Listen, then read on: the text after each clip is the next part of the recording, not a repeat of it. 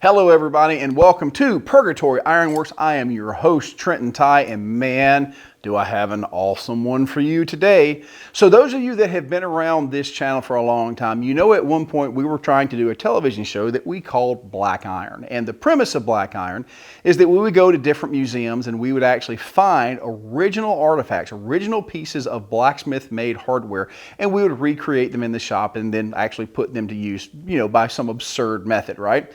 So today we're going to draw from a little bit of that Black Iron philosophy, and I have something super cool. Now check this out. So during my time in the film industry, I got the chance to acquire a lot of the pieces that they had used in historical films, and this is one of them.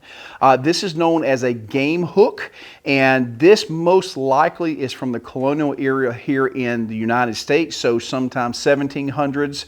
Early 1800s, and this pretty cool thing right here is designed so let's say that you are at the market, or you've killed a bunch of chickens and you want to hang them up for sale, or just hang them up until you can do something with them instead of them being in a pile.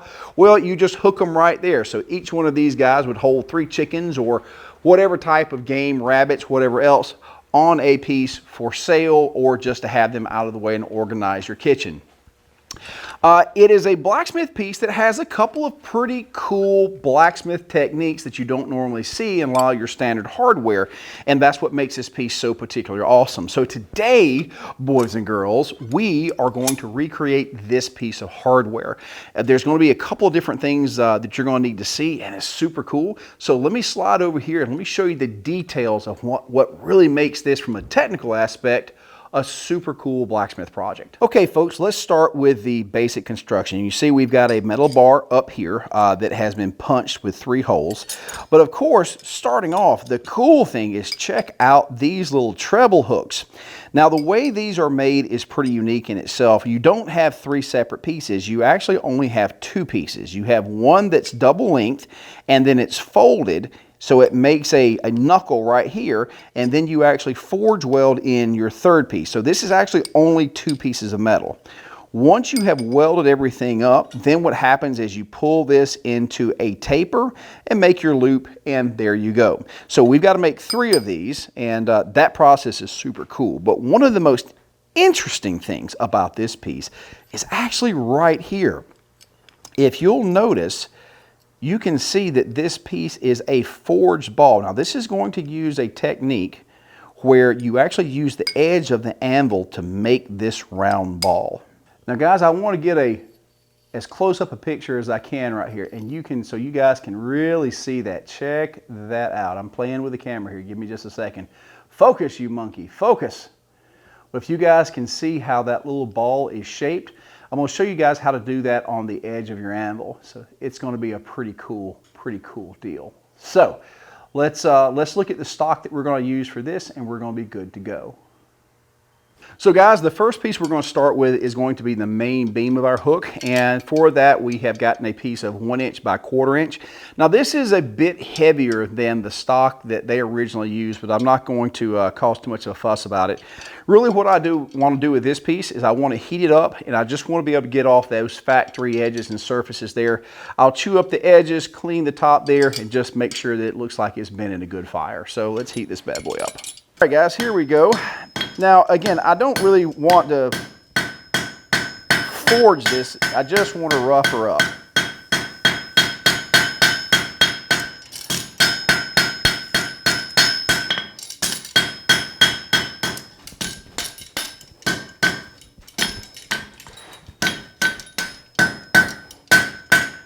Take those ears off, give it a little bit of a bevel, just making her look nice. Now, the real trick though here is I need to punch a hole there, and this is going to be a little aggravating, more so than usual, because normally the hole fast that we use here is in the Pritchell hole, and the Pritchell hole is what we need to punch over. So I'm going to have to take it out of the tongs, and we're going to have to kind of juggle it just a tad bit to make this work. Now, many of you guys are going to come to realize how handy it is to have an apprentice in the shop. In fact, back in the day, of course, it wasn't just a lone smith. You had people there to help you. So just like with the forge weld that you may see for our treble hooks, it is super easy to have somebody hold the other piece as opposed to you being by yourself and having to wire stuff up. So, you know, when you're in your shop, don't be afraid to have a kid or a buddy hold something, because that's the way it was done. So to start the hole, I'm just going to get something right here on the end, and I'm going to kind of mark it first. And for this, I'm going to drive about 2/3 of the way through. Now this is my tapered general use punch. I actually use this on my shows when I'm out in the field. So I got to remember to put that back in my case. But you guys can see we've got a good hole through there, and we can clearly see where the other side is. So now, even at this dull red heat, I'm going to see if I can't finish punching it out right here. You walk it there, and just like we may be in luck. Oh yes, sir. Oh yes, sir. It looks like it was a complete success. How about that? Boy, it is not many times I can say that turns out well. I'm just not great at punching. However, if you can see right there, man, we have a beautiful punched hole. And now all we're going to do is we're going to take another heat, and we're going to open that up just a little bit, because I want it just big enough to take, as you saw in the original piece, to take the shank, but the head still needs to be big enough so that it doesn't fall through. So one more heat, and we're going to stretch that open just a tad bit. Okay, we've got a good heat, and our hole's already punched, so we don't have to worry about any of that nonsense. I'm going to pop it over our Pritchell hole, and I'm going to work this from both sides.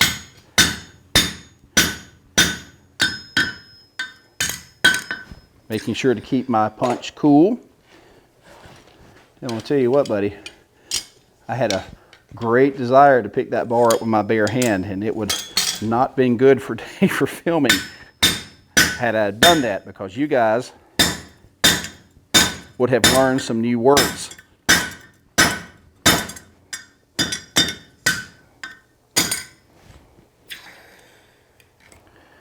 And let's take a look.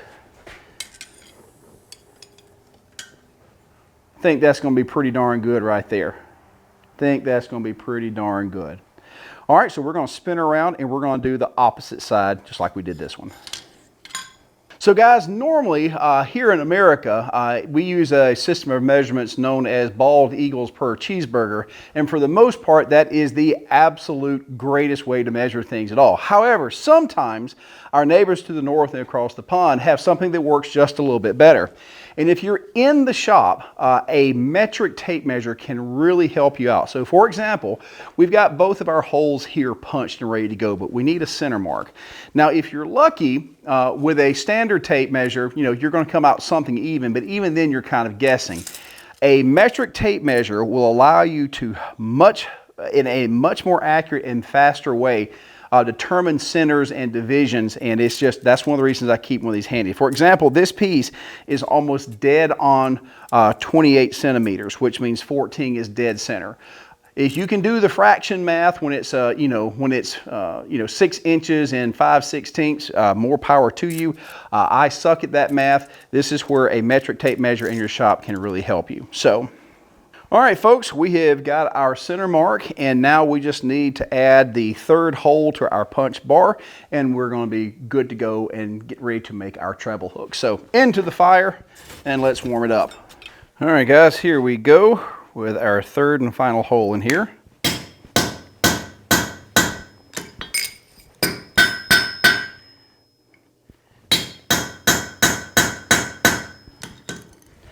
Now, if you ever run into the problem, if you just keep poking it into something and it bends, it's all right. Just pull it out, straighten it back, and you're good to go.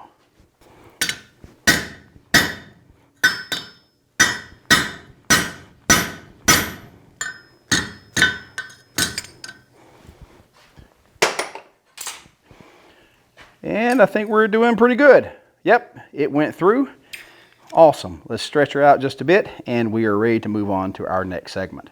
And folks, there we are. We've got our 3 holes punched. She's looking good. And now we can move on to the next portion of this, which is going to be making the treble hooks for this guy. So let's cool this off, and let's get into our treble hook. All right, guys, so to do our treble hook, I had to make some arbitrary guesses. Now, we've got the example of the original piece, but because it's forged and tapered, you really don't know the stock size that they started with. So I'm kind of taking a scientific wild guess, right? So we're starting with some 3/8 round stock that is, yeah, that's about 6 inches. And we're going to use that to be able to start one side of our hook. Now what will happen is we actually need to forge out 2 of these so we can take the second one and cut it in half so that we just have a spike, which I've already done here. So that way we will actually have the single unit side and the folded side to put together to make our single treble hook. So we're going to get to forging this out, bending it, and preparing it for the weld. So guys, on this, it's just going to be a simple tapering.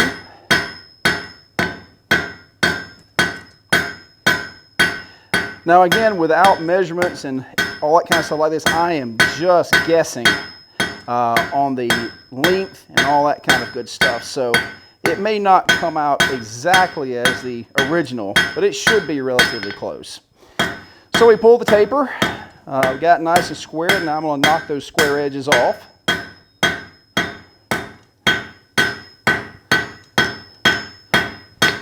So we have a nice point there.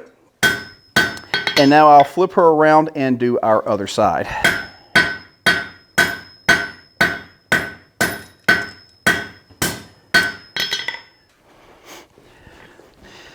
Now, as they say, second verse, same thing as the first.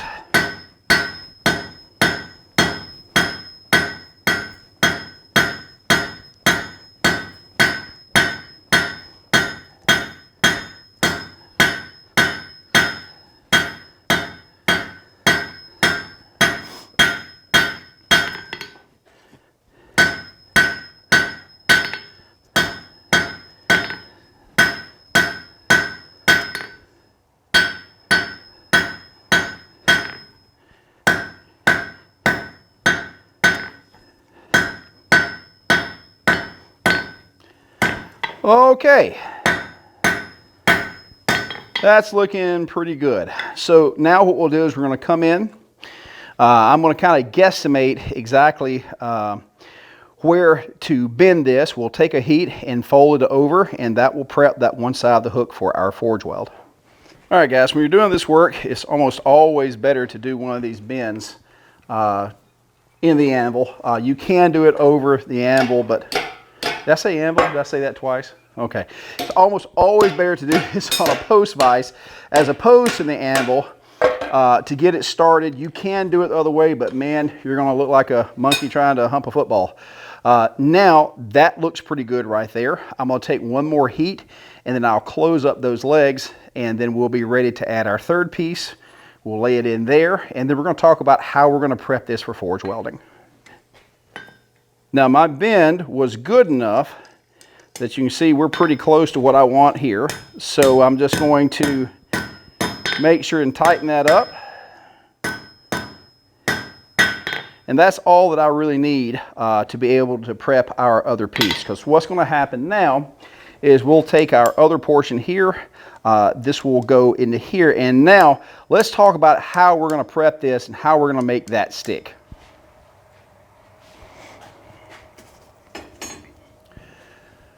So the correct answer is this is a tack weld. If you're doing any type of real work in the shop and you don't have access to an electric welder, man, this is one of those places where it really helps.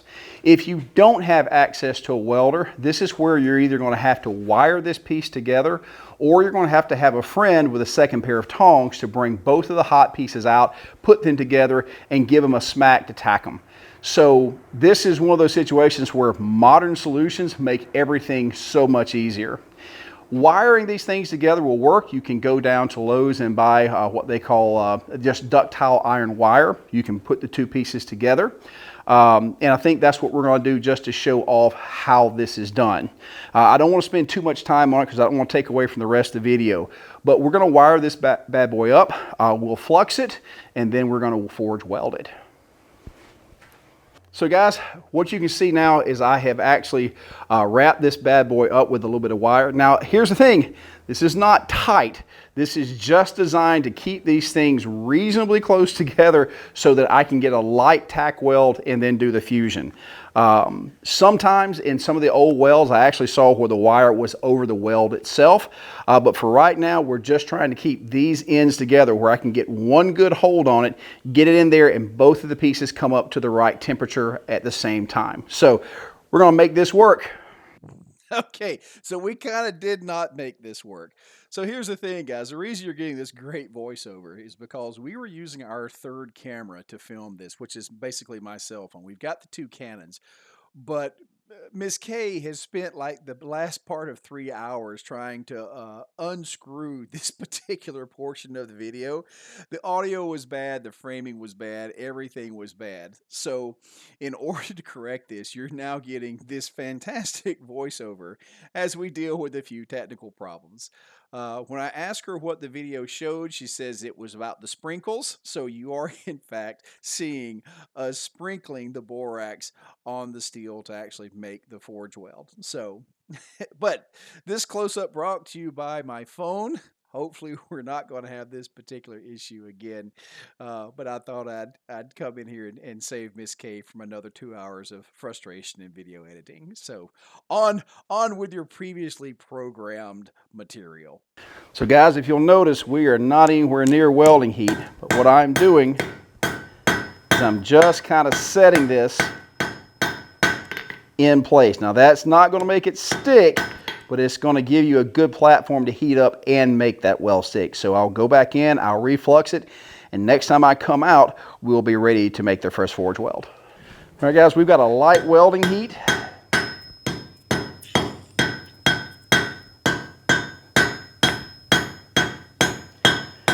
And I would say that she is sufficiently tacked in there.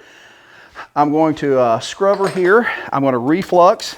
And now we can actually pull that wire off if we want to. It's not in the way, so I just want to. But now she's stuck. The wire always bothers me because, of course, it will start sparking. And, of course, that gives me anxiety every time I see sparks coming out of my fire. But here you guys can see that we are partially welded. Now I'll reflux, take a full heat, and we're going to fuse all that together right there. Okay guys, we got a good heat here.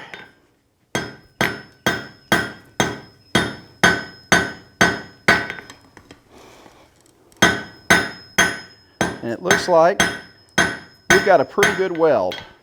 So now let's start drawing it out. Now one thing I will do as I'm working this is when I come back from my next heat, especially when I'm down low here, I will bring that up to welding heat just to make sure that as I'm working it, I don't get anything that splits off. But right there, we've got a good weld. She's nice and sealed, and I'll continue to draw this out to make the top portion of our hook. Now, doing forge welding consistently is going to be one of those skills that you need to acquire to do this type of hardware. If you're a knife maker, the forge welds that you do making a billet, they're pretty easy. Things like this, not so much. But you can pretty much consider yourself a capable smith when you can consistently forge weld metal items together, especially pieces that aren't so particularly uniform or round.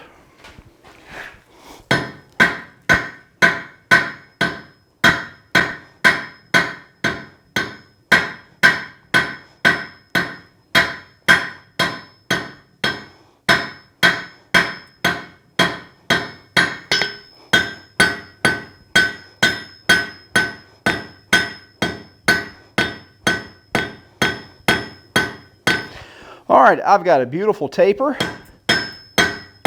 Now I'm going to knock those square sides off of it. And now we're going to flip this around, and now we're going to position the actual hooks of our treble hook. So flip her around, and let's go to work. Now on the original piece, the hooks are in fact different lengths. And this was such a utility product, I doubt that they took a tremendous amount of time to be able to make everything super perfect. This was meant to be used, and use it they did. So even mine, I can see, are all different size lengths. Now I could nip them off with the chisel, but that would kind of be just a waste of time at this point.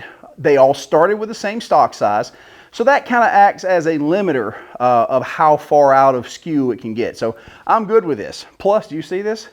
There's heat and gnats out of here. I'm ready for some AC. Coming over to the horn of the anvil, what I'm going to do is I'm going to selectively start bending these guys out of the way. Now you can, of course, go to the vise, but we're just going to do this the hard-headed way.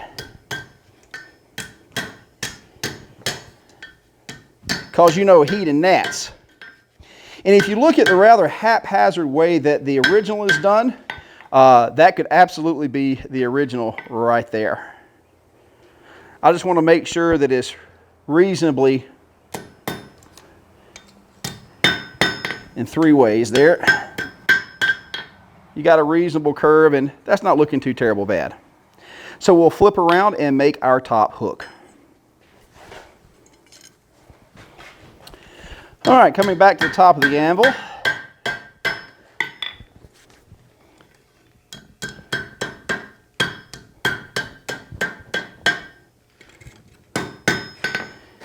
guys can see where our hook is going here.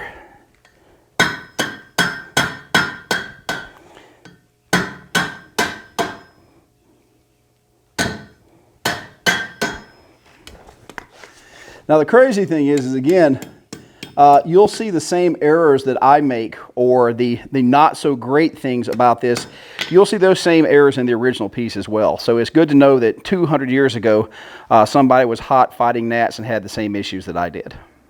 So guys, I took the liberty of fast forwarding a little bit, and so here's the one that we just forged, and I went ahead and took the liberty of forging our other 3. So now we have all of our hooks. So now we just have to make the actual hangers for these, which are 3 separate pieces. 2 of them have the little ball on top, and 1 is the main hanger itself. So let's get into those and let's get this thing built. All right, guys. So the next thing we've got to forward. So you can see that we've already made our 3 little treble hooks, and now we've got to make our hanger for our treble hook, and that means we've got to make this very unique little piece up top. Now, this particular style was used to make the ends of forks and handles and things like that. It's a pretty cool technique. It's also used to kind of do bolt head, anything that requires a finial on the end of a rod. This technique can be used to do. So the first thing we're going to have to do is we're going to have to take our 3/8 inch rod, and we're going to take a spring swage. We're going to take a spring swage, and we're going to make a neck, draw it back just a little bit to give ourselves some clearance, and then I'm going to use the edge of the anvil to actually spread that into a ball. So let's get on it. So we're going to try to put that neck about a 1/2 inch away from the end of our bar here.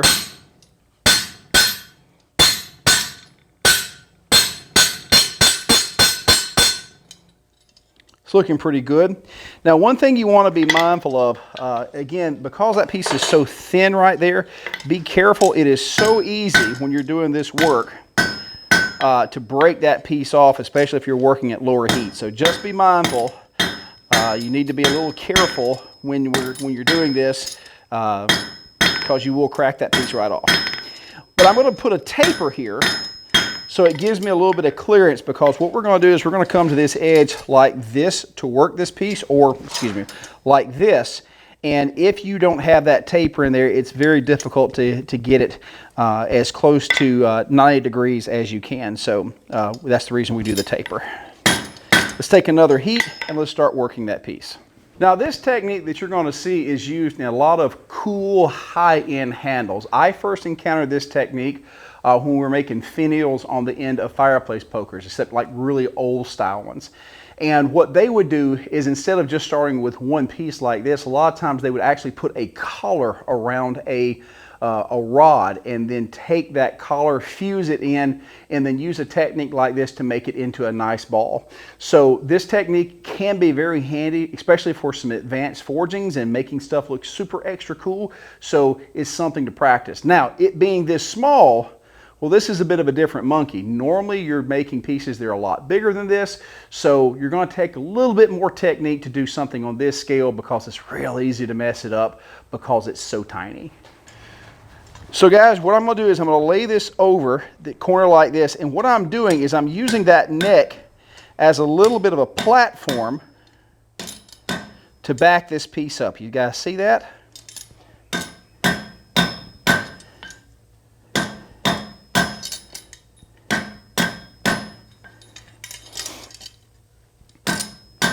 Now you can see how easily this thing bends. So this is where you've got to be kind of extra careful, because if you keep bending that thing, especially as it cools, man, it will crack right on off of there. So make sure you keep your heat and keep your hammering light to start with until you get a good table, because what's happening is as you're hammering, you can see it's actually forming that shoulder, and that's what's catching, allowing us to constrict this piece.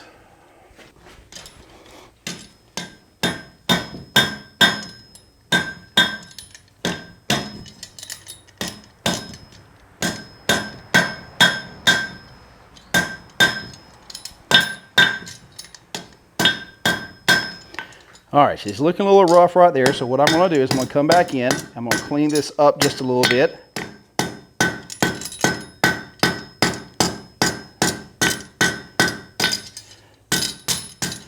But you guys can see clearly how the ball is being formed on the end. Now for larger pieces, of course, you can use dies. This is simply the freehand way of doing it. Another good heat.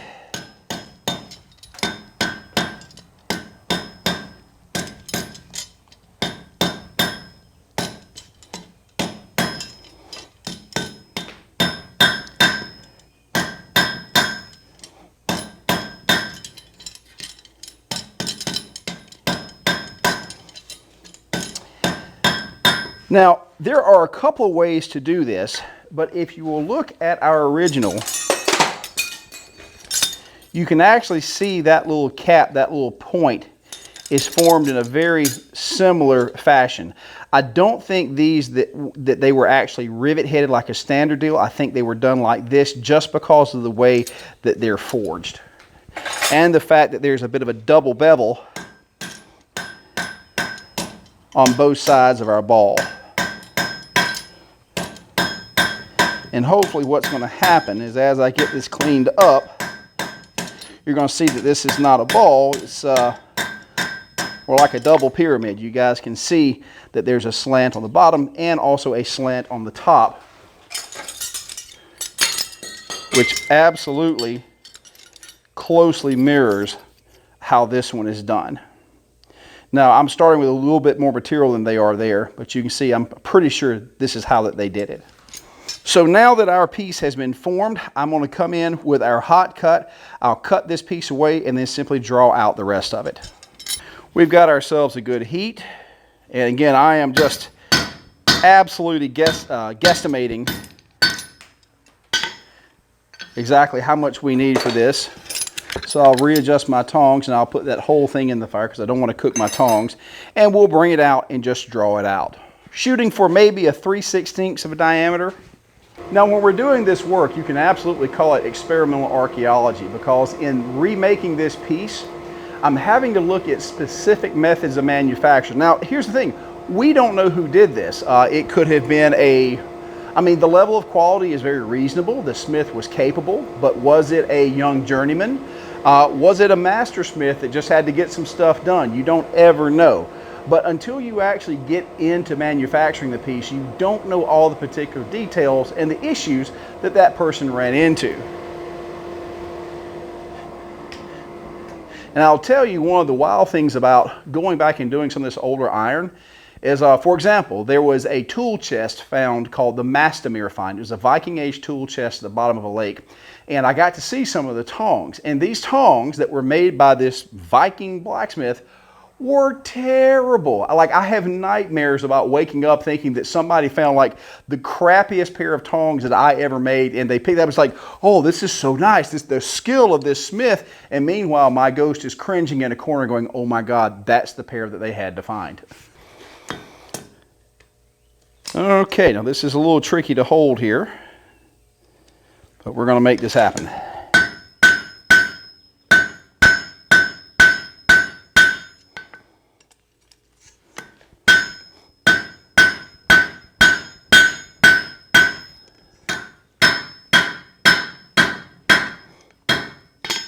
All right. Now, again, because I have to hold this in such a weird angle, I'm going to take my time. I'm not going to murder it. I'm just going to make sure and take good heats and continue to work it out.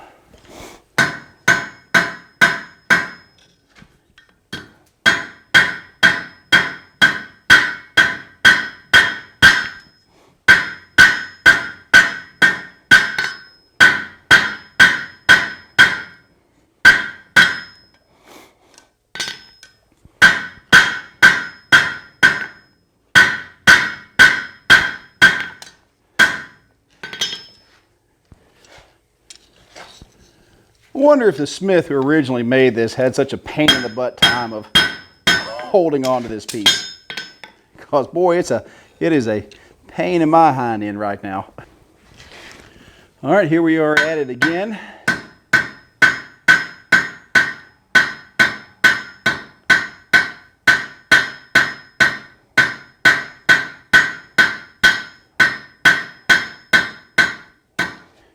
All right, I think we are pretty close to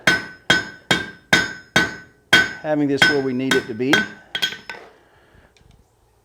I'm going to finish up that end, and that should do the trick. I'm going to straighten this a little tad bit.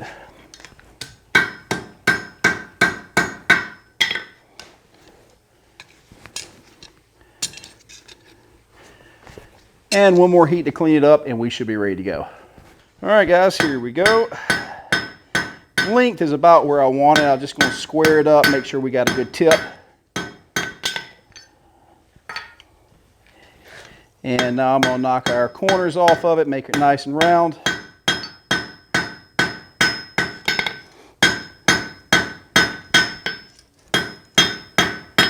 Okay, and it looks like we're good to go here.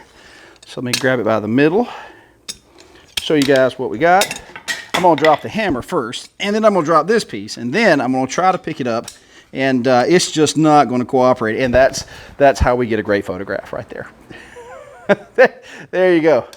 Whew, it's hot out here, folks. But there, we're ready to go. Now the great news is I've already made one of these to go with it, so now we have our pair, and we are ready to make our final piece. So guys, this piece is a little bit confusing because you can see that this original bar was probably 3/8 of an inch, and they necked it on both sides, and they pulled out two thin tapers to make the large hook and then the small one. But I'm not exceptionally certain about why they did that unless this was just a leftover piece for something else, because the hole is big enough for the middle piece to go through, so the center thicker piece really isn't doing any job of like holding it here or holding it there. So I'm not certain exactly what they were doing when they made it like this, but whether it was a mistake or a leftover, we're going to copy this same thing, although I really do think that this was some sort of error or some sort of mistake. I don't know. We're just going to take a mistake and move it forward. So I've got one more piece of 3/8. We'll draw a double taper, we'll neck it in the middle and do a double draw, and then we'll have all the components we need to hang our hooks and our central hanger there as well. So let's get that done, and let's assemble ourselves a game hook. So guys, I am kind of guesstimating my middle here, and if I'm off, it's not going to make that much of a difference. So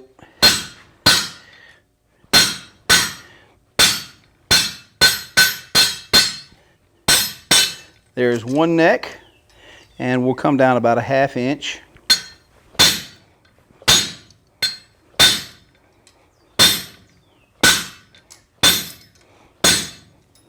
Ooh, I think I pooched that one.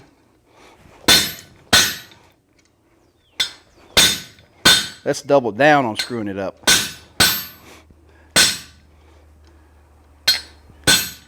Oh, yes, sir. I chewed that one up, but it's good enough for government work. So I'll come in and take a heat, pull this side out, and then I'll do a little bit of fixing on this one. Actually, I'm going to do a little bit more fixing now. I'm just going to move that neck up a bit. Oh, I think I made it worse.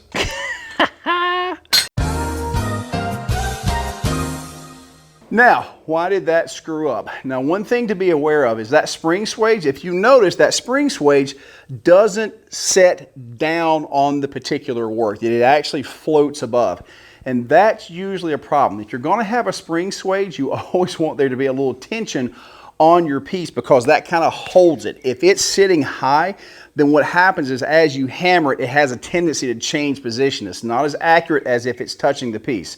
So I use that spring swage. It's actually set for a very particular height for a different size stock. So I'm kind of using it where it doesn't belong, and you can see the error that it can create. So just FYI, not to say I didn't screw up, but just it makes it a lot harder if your swage isn't touching your material. All right, here we go, guys. We're going to start over the horn of our anvil.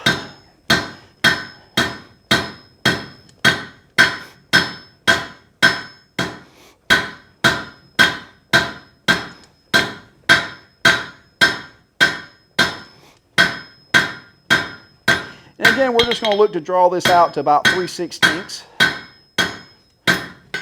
And you notice if we're going to get close to that section there, I'm going to need to come over to the edge of the anvil.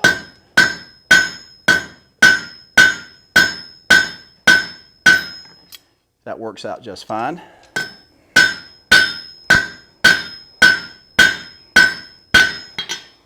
And let's take one more heat and finish that up. All right, so let's get this cleaned up.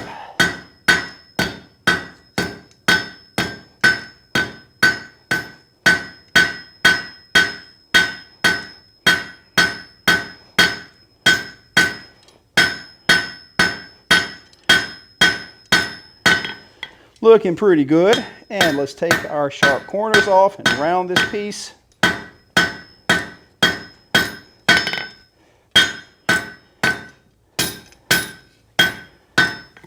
And that should be what we're looking for. We'll just test fit it. You know what, and that's good enough for government work there. I'm pretty happy with that. And I wonder if originally that this piece was not designed to do this, so that when it sat up like this, that it was a stop. Doesn't make any sense for it to come all the way down. So maybe what happened is they oversized that hole, and yeah, maybe that was it. Who knows? We're going to come down here. I'm going to cut this one just a little bit short and draw it out, and this will be the piece that actually connects to our treble hook. Got ourselves a good heat.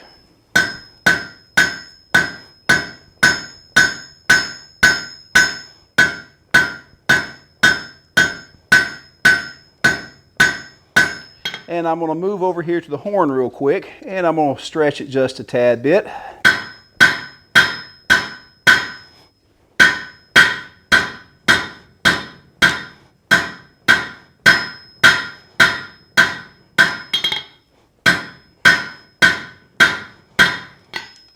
Okay, one more heat should do it.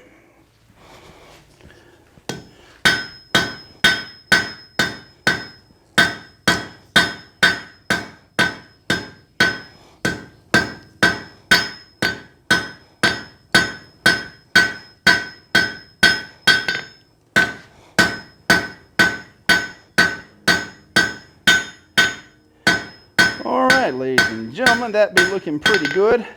I'm going to clean up my ugly shoulder right here. But now we're going to take our edges off the taper.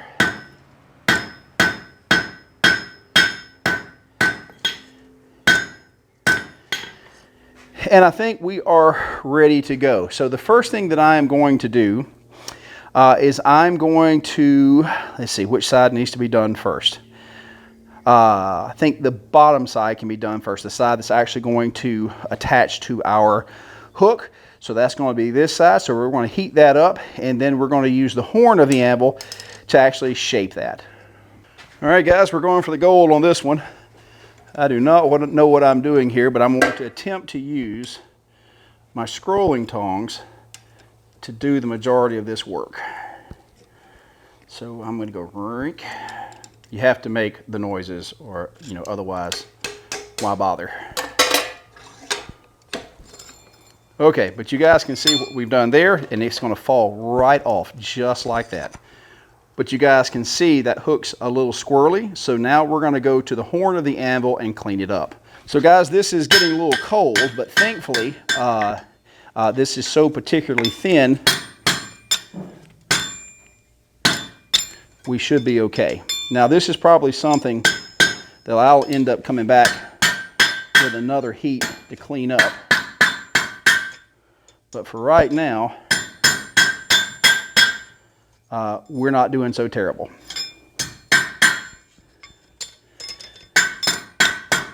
That piece being in the way really is a pain in the hind end. But this is where owning an oxyacetylene torch can really make your day a lot better.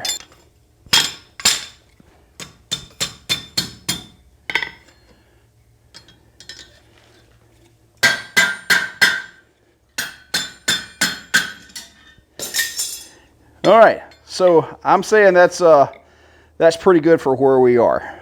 Excellent. So now we're going to do the same thing with our side pieces. We're going to have to heat these guys up. They're going to have to go through here, and then they're going to have to be bent into shape. Again, once again, most likely using our scrolling tongs. Now, I don't know how they originally did this, so I'm going to try a method. I'm going to heat this up. I'm going to put the head in the vise so it's secured. This will go on there, and then once the head, try to bend her into a proper position. That's my theory. We're going to try it.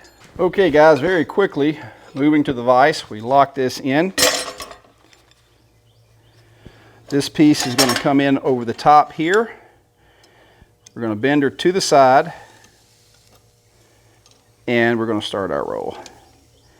Now, clearly, the ones that I forged here are much larger than the original ones. Oop, he's wanting to bend on me there. Okay. However, that appears to have worked as long as you turn the vise in the right direction. Normally, I'm on the other side. Don't give me any crap. But there you go. So there's our first piece, and let's heat our other one and do it as well.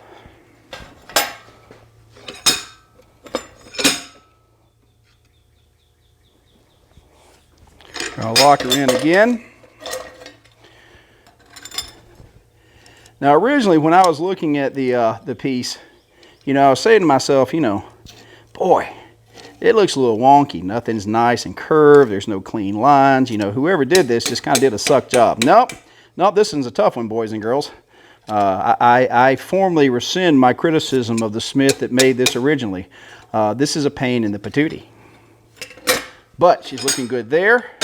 So guys, check that out. We are to a point of functionality, and now all that I need to do is I'll actually go over to our vise and I'll clean these up a little bit. I will heat them, of course, put our hooks in, move them back into place, and we should be good. So let's take a couple of heats. Let's put our treble hooks on there, and we're going to finish this bad boy up. Let's go do some work.